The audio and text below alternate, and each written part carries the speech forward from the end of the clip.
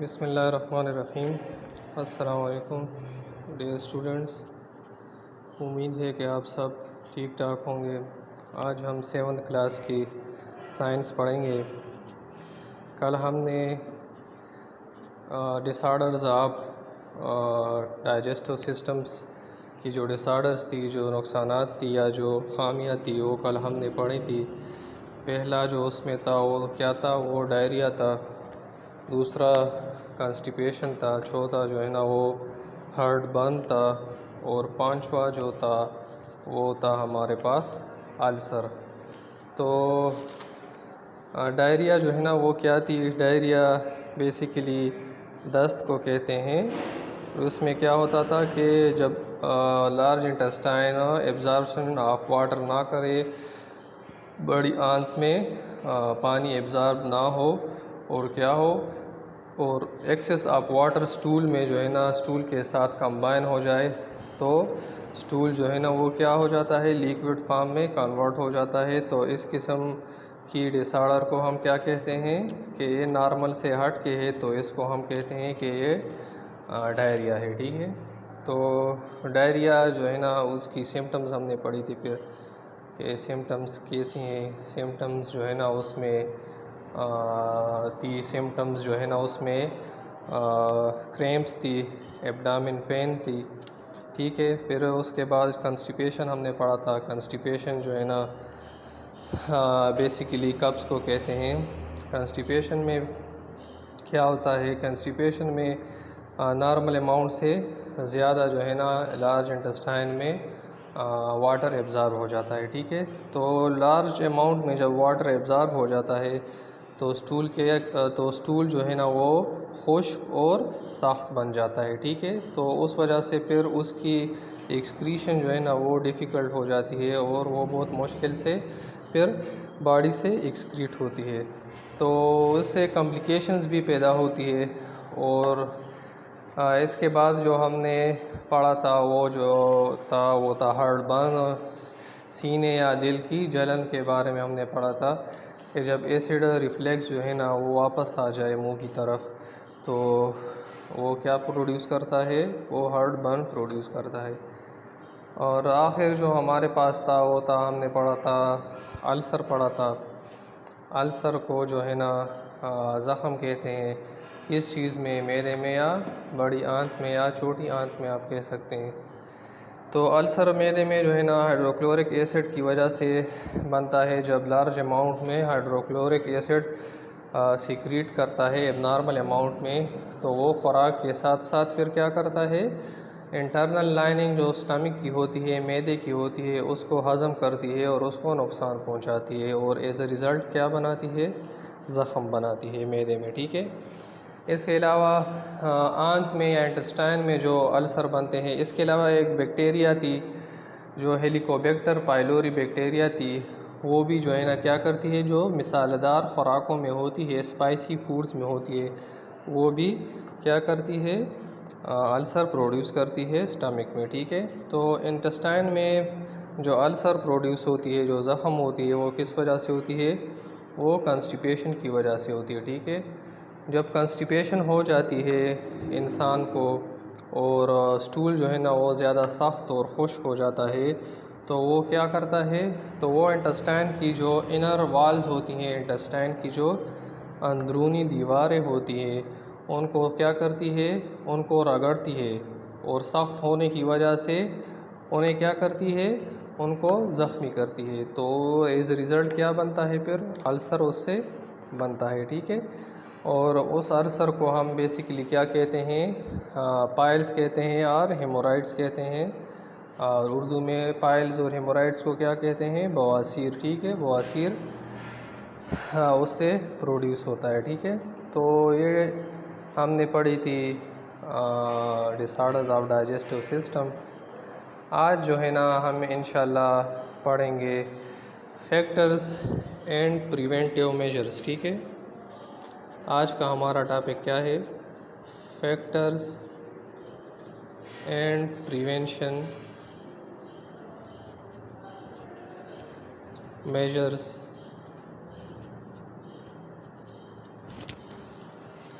of constipation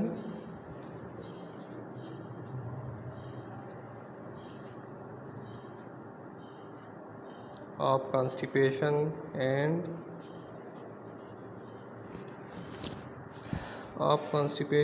diarrhoea. ठीक है, आज का हमारा टॉपिक जो है वो क्या है, वो है वो फैक्टर्स जो ये बीमारियां पैदा करती हैं और वो तरीके या रोकथाम, वो तरीके जिससे रोकथाम हो सके किस चीज़ की, कॉन्स्टिपेशन की और डायरिया की। ठीक है, तो क्या है इसमें कि फैक्टर्स वो चीज़ें जो ये काज करती हैं या वो चीज़ें जिससे कॉन्स्टिपेशन और डायरिया काज होती है या वाक़ होती है, वो चीज़ें क्या क्या हैं और वो तरीके जिससे हम इसको रोक सके, किसे, कॉन्स्टिपेशन और डायरिया को। इस टॉपिक में हम पढ़ेंगे।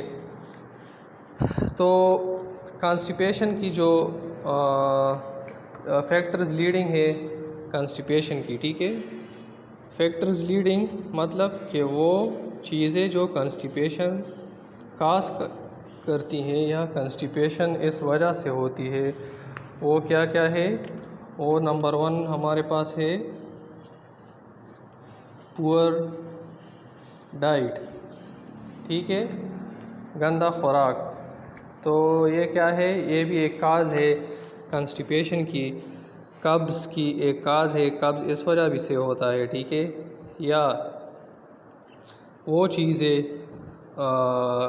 जो एनिमल फैट रिच फूड हो, for example animal fat rich food, for example क्या क्या चीज़ें हैं, एग्स है, ठीक है, मीट्स है एंड मिल्क एट्सेट्रा। ये जब आप ज़्यादा अमाउंट में इस्तेमाल करते हैं, ठीक है, अपने ख़ुराक में ज़्यादा अमाउंट में ये चीज़ें इस्तेमाल करेंगे तो ये क्या करेंगी, कॉन्स्टिपेशन करेंगी। कब्ज़ जो है ना वो क्या करेंगे, बनाएंगी। ठीक है, कब्ज़ बनाएंगी। दूसरा, ये तो दूसरा पॉइंट हुआ। तीसरा पॉइंट क्या है जो कॉन्स्टिपेशन काज करती है, intake of low fibre foods. ठीक है,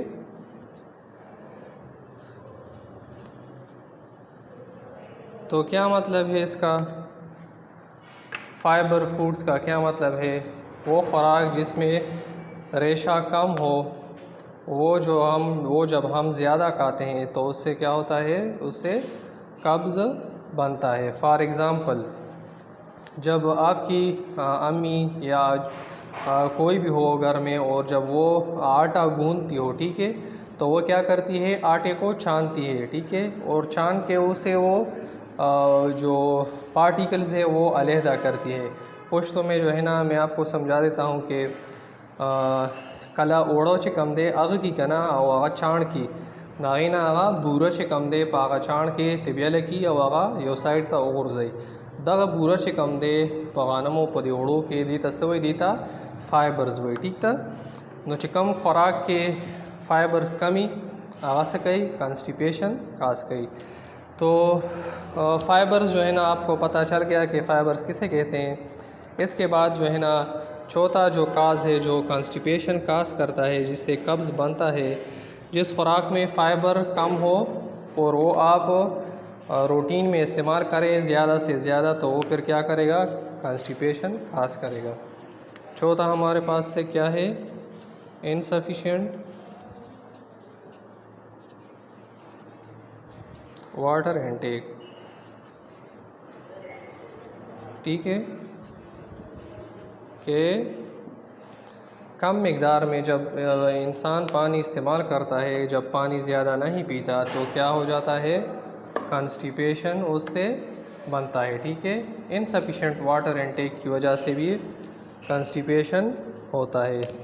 इसके बाद जो पांचवा हमारे पास पॉइंट है वो है कैफ़ीन एंड अल्कोहल। ठीक है, कैफ़ीन क्या चीज़ है, ये एक केमिकल है, ठीक है, जो चाय में भी होती है, इसके अलावा कॉफ़ी में भी होती है और बहुत सारी चीज़ों में होती है, और अल्कोहल शराब को कहते हैं, ठीक है। तो ये क्या करती है, ये इंक्रीज़ करती है यूरिनेशन को, पेशाब फिर बंदे को ज़्यादा आता है जब ये इस्तेमाल करता है, ये दोनों चीज़ें जब इस्तेमाल करता है तो क्या हो जाता है, पेशाब जो है ना वो फिर ज़्यादा करता है, और जब पेशाब ज़्यादा करता है तो क्या होता है, बॉडी से पानी ज़्यादा मिक़दार में निकलता है, और जब पानी ज़्यादा मिक़दार में निकलता है तो क्या होता है, फिर कंस्टिपेशन होता है, ठीक है। और सम मेडिसिन्स आल्सो कॉज कंस्टिपेशन, ठीक है। कुछ अद्वियात जो होती हैं वो भी क्या करती हैं, कंस्टिपेशन की काज होती है, कंस्टिपेशन काज करती हैं, ठीक है। तो ये कंस्टिपेशंस कब्ज़ जिस चीज़ों से बनती है वो हमने पढ़ी कि ये चीज़ें हैं, ये करने से क्या होता है, कब्ज़ होता है। तो अब जो है ना हम क्या पढ़ेंगे, प्रिवेंटिव मेजर्स पढ़ेंगे कि प्रिवेंटिव मेजर्स क्या है इसके, ठीक है। प्रिवेंटिव मेजर्स में हमारे पास सबसे पहला जो है वो है intake of proper amount of food, ठीक है। प्रिवेंशन में क्या है, प्रिवेंशन में हमारे पास सबसे पहला जो है वो है intake proper amount of food and drinks, proper food and drinks, ठीक है, कि हमें वो खुराक चाहिए जिसमें फ़ाइबर हो और साफ़ खुराक और साफ़ पानी या साफ़ मशरूबात हमें पीनी चाहिए, ठीक है। दूसरा जो हमारे पास है वो क्या है, एक्सरसाइज, ठीक है, कि आपको एक्सरसाइज भी रोज़ाना कम अज़ कम तकरीबन 20 मिनट तक जो है ना वो एक्सरसाइज करनी चाहिए, ठीक है। तो एक्सरसाइज से क्या होता है, इससे जो है ना बहुत सारे फ़ायदे होते हैं। पहले तो आपका जो ब्लड सर्कुलेशन है वो भी जो है ना तेज़ हो जाता है। इसके बाद जो है ना आपकी हर एक मसल जो है ना वो एक्टिव हो जाती है, और उससे उसमें जो है ना ब्रेक डाउन ऑफ एनर्जीज़ होती हैं, और जो एनर्जीज़ पड़ी होती हैं बेकार वो इस्तेमाल हो जाती हैं, और आपकी ग्रोथ में, बॉडी ग्रोथ में और मेंटल ग्रोथ में मदद देती है। इसके अलावा आपकी जो स्टमक की परफॉर्मेंस है, मैदे की जो डाइजेशन की परफॉर्मेंस है वो भी इससे इंक्रीज़ होती है, ठीक है। तो एक्सरसाइज बहुत ही मस्ट है। आलमोस्ट अगर बंदा 10 या 15 मिनट भी करे तो सफिशेंट होगा। तो रोज़ाना एक्सरसाइज। तीसरा जो हमारे पास है वो क्या है, हाई फाइबर फूड्स,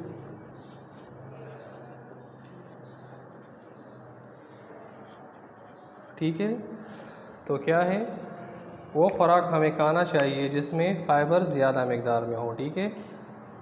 इसबगोल सद जो है ना वो फ़ाइबर्स, वो भी आपने देखा होगा कहीं पे, वो उसमें क्या है, वो फ़ाइबरस है, ठीक है। तो वो फूड हमें खा लेने चाहिए जिसमें फ़ाइबर्स ज़्यादा हो। अच्छा, इसके बाद और नॉन फाइबरस फूड्स जो है ना वो क्या है, वो बेसिकली फ़ास्ट फूड्स हैं, ठीक है।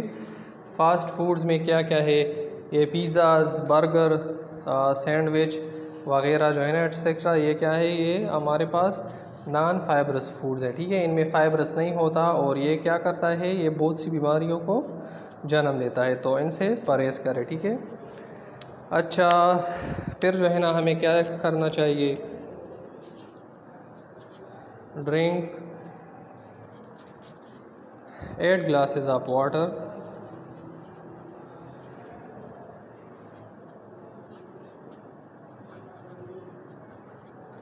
हमें रोज़ाना 8 गिलास कम से कम पानी पीना चाहिए, ठीक है। 8 गिलास पानी हमें रोज़ाना पीनी चाहिए, ठीक है। ये बहुत ही ज़रूरी है। अगर इससे ज़्यादा पी सकता है कोई तो अच्छी बात है।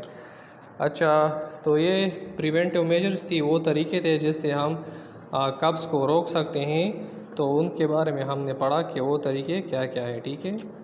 तो अब जो है ना हम पढ़ेंगे कि diarrhoea factors leading to diarrhoea, ठीक है।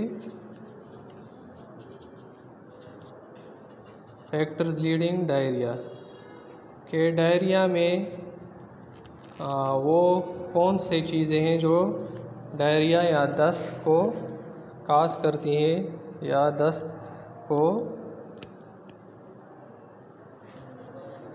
अच्छा, तो हमारे पास जो पहला फैक्टर है वो क्या है?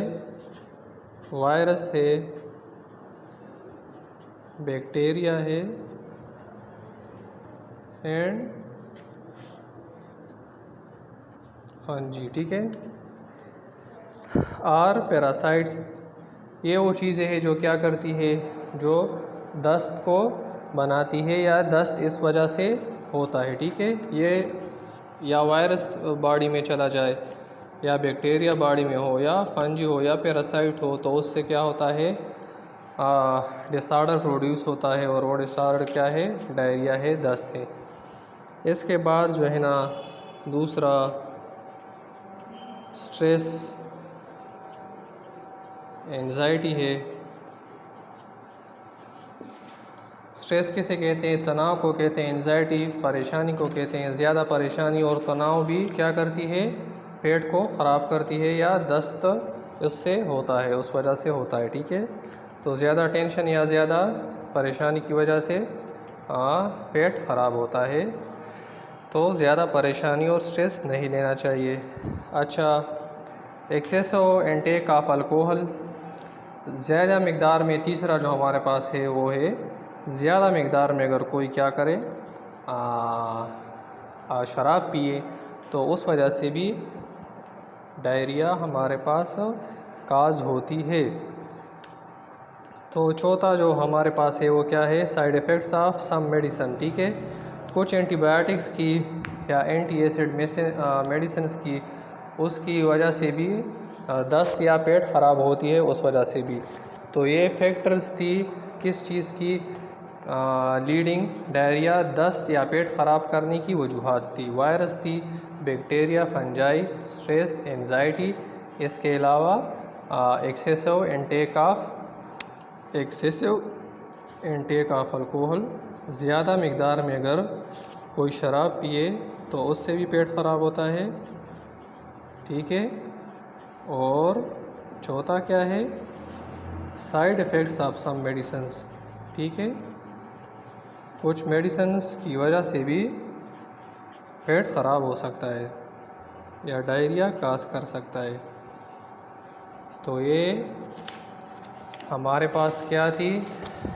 फैक्टर्स लीडिंग थी, वो वजूहात थी जिससे बैक्टीरिया काज होता है, ठीक है। तो प्रिवेंशन हम पढ़ेंगे, बचाव, कि इससे बचाव किस तरह मुमकिन है, ठीक है। नंबर 1 क्या है इसमें? अवॉइड अनहाइजीनिक फूड, ठीक है।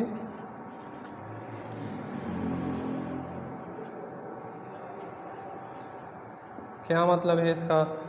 कि हमें हाइजीनिक की मानी है सिर्फ हाइजीनिक की, गंदा खुराक, ठीक है, या वो खुराक जो कंटेमिनेट हो। कंटेमिनेट मीन उसमें बैक्टीरिया या वायरस हो या गंदा हो, तो उसको क्या कहते हैं? Hygienic food. तो अनहाइजीनिक की मतलब क्या है? साफ़ सुथरा खुराक, ठीक है, साफ़ सुथरा खुराक। तो हमें साफ़ सुथरा खुराक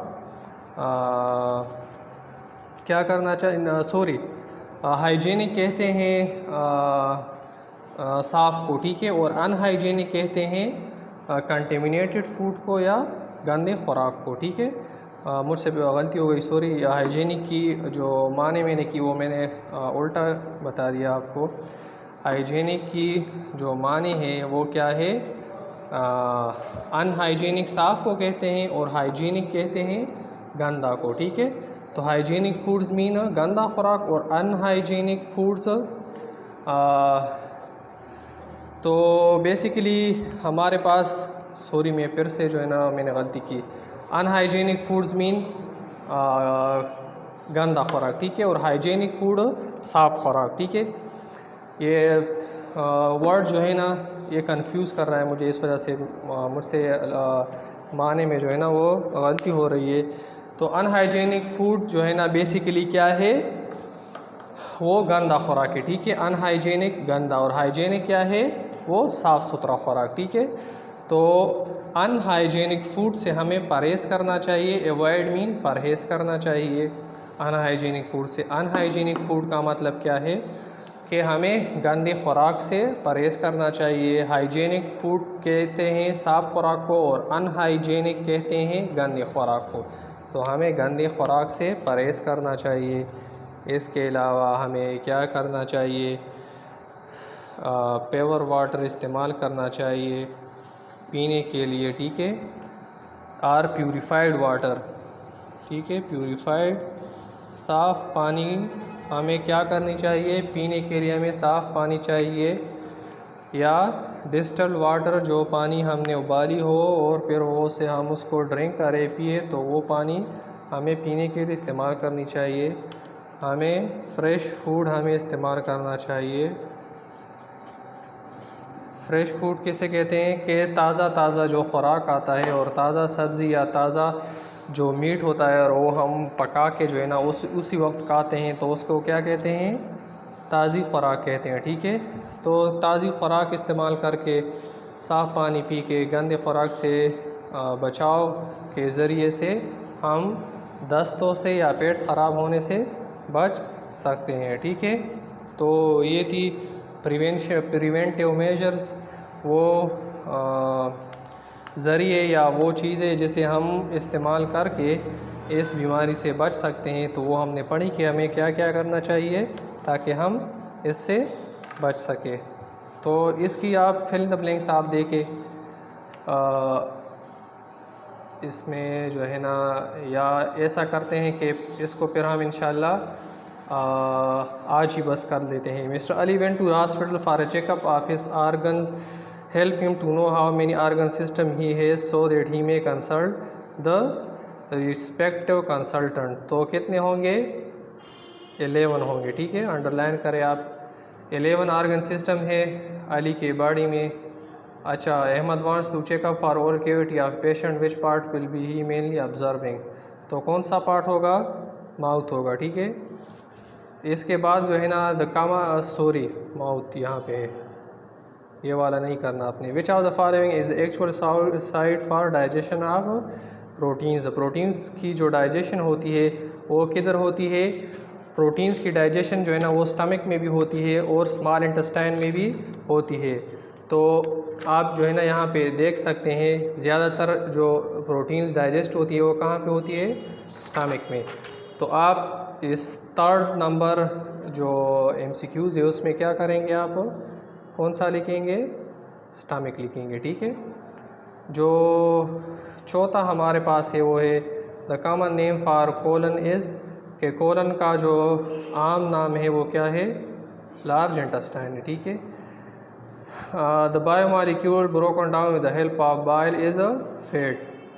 बाइल से जो फूड ब्रोक डाउन होता है वो कौन सा होता है, फैट को फैटी एसिड में कन्वर्ट करता है, ठीक है। ये आप अपने बुक्स में कर ले, जो मैंने किए, नंबर 1 में 4th है, 2nd में 1st है, 3rd में 2nd है, और 4th में 3rd है, और 5th में 3rd है, ठीक है। तो आज का जो है ना हमारा ये काम ख़त्म हुआ। कल इंशाल्लाह हम ह्यूमन रिस्पायरेटरी सिस्टम्स के बारे में पढ़ेंगे, ह्यूमन रिस्पायरेटरी सिस्टम क्या है और इसमें क्या क्या चीज़ें हैं, ठीक है।